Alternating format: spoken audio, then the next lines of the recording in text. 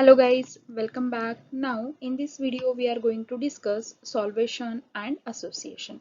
Myself Sonali Devne, assistant professor. Start with the learning outcome. So what are the learning outcome of this video? So after the completion of this video you will be able to know about solvation and the factors which affect on the solvation, and association and the factors which affect on the association. Let's discuss this solvation method. This solvation is a process in which this solute particle is surrounded by the solvent particle and it forms a solution. So this process is known as solvation. And if the surrounded solvent particle, if it is water, then it is known as a hydration process. Due to the interaction between this solute and solvent particle, these solvent particle form a concentric shell around the solute particle. Hence, this solute particle is stabilized by the solvent molecule. The strength of interaction may influence the properties of solute, and which includes the solubility, reactivity and color. Means these solute particle and solvent particle interact and it may forms the different bond, and the strength of that bond may influence the different properties of that solute, and that property may include solubility, reactivity and color. So these are the some bonds which is formed between the solute and solvent particle. It may include the hydrogen bonding or ion dipole or van der Waals forces. These van der Waals forces may be dipole-dipole or dipole induced or induced dipole. सो इस type से क्या होता है, जो भी solute particle है वो stabilise हो जाता है bye solvent particle. So if when this solvation process is favored, so if the Gibbs free energy of solution is decreased, means if the Gibbs free energy is negative, then and then only this solvation process is thermodynamically stable, means it is spontaneous process when the Gibbs free energy of solution is decreased. Let's consider the example of this sodium ion. This sodium ion is surrounded by the water molecule, and hence this sodium ion is stabilized by this water molecule, and hence it is the hydration. Next one is the solvation number. This solvation number describes the number of solvent molecules which bound to the solute species, that is known as a solvation number. मतलब ये जो भी internal ion है, that is the sodium ion, that is the solute. तो इस solute को कितने solvent molecules surround कर रहे हैं उसको हम solvation number बोलेंगे. So the solvation number of this sodium ion is near about 4.6, so it is equal to 5. Next one is the steps which are involved in the solvation process, and the first step is the detachment of solute from the bulk. Second one is the formation of vacant site in the solvent. So these two processes are the endothermic process in which the solute particles is detached from the bulk of the solute particle, and in second step the vacant site is formed in the solvent, and in the third step this separated solute particle is inserted or embedded into the solvent particle and it forms the solution. This last third step is maybe the exothermic in nature. Next, we will discuss about the factors which affect on the solvation. So there are number of factors which affect on the solvation, but these are the three important. First one is the surface tension, next agitation, and third one is the temperature, that is heat. So what is the exact effect of these factor on solvation? So all these factors are directly proportional to the solvation. Means if the surface tension is increases, then solvation increases. If the agitation increases, then solvation increases.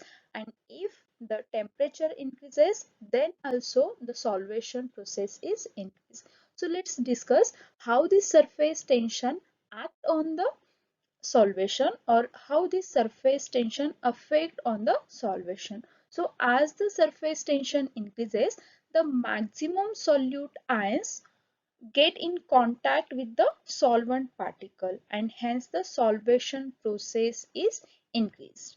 Next one is the agitation.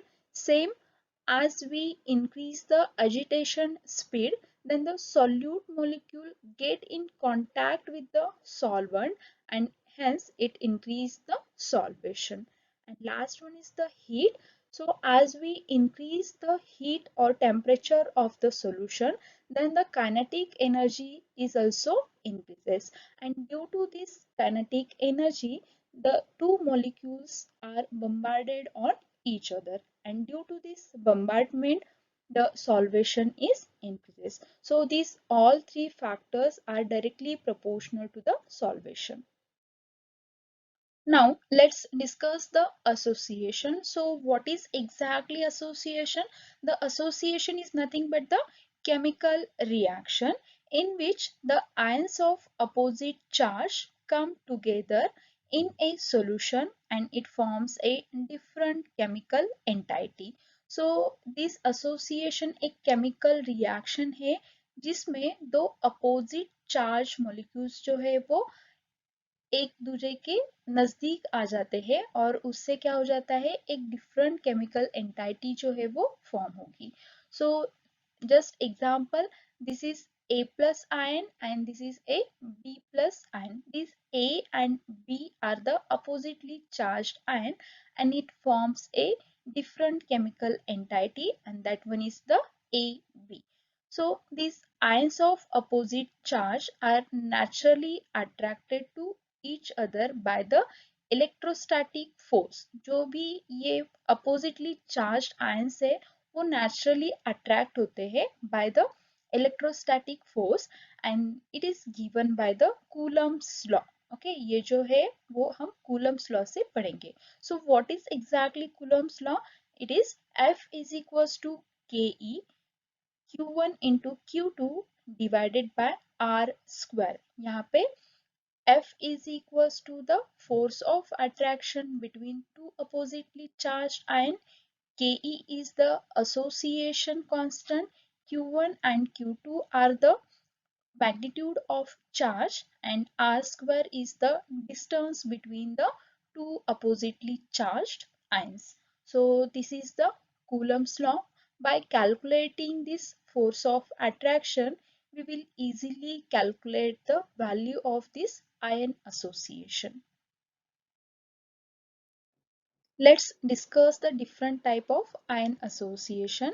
It may be categorized as dimer, trimer, tetramer, etc. So in dimer, two oppositely charged ions come together and it forms the ion association pair.